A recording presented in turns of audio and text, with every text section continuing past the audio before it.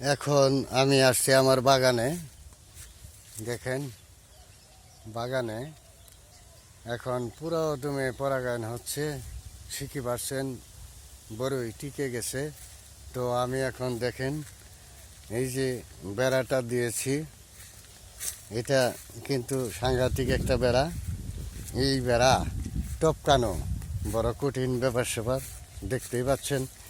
এই বেড়াগুলোর ভিতরে আমি চার জোড়া করে বাতি দিয়ে বেঁধে দেব, এবং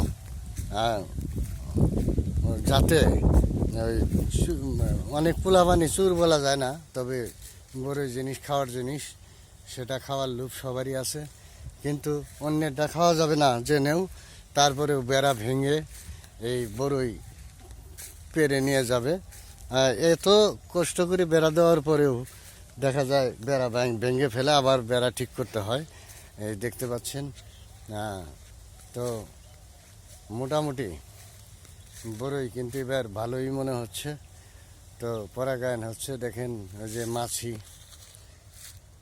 মাছি ঘোরাঘুরি করতেছে।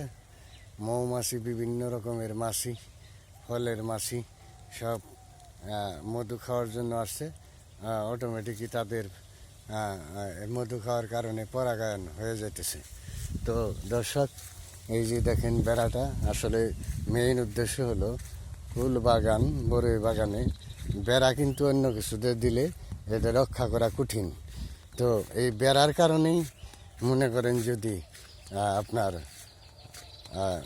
এটা ফিরানো সম্ভব। পোলাভান, ইদানিং পোলাভান, ডিজিটাল পোলাভান, এদের অনেক বুদ্ধি। বেড়া কীভাবে ভাঙতে হবে, বেড়া কীভাবে পাইতে হবে, এরা খুব ভালো জানে।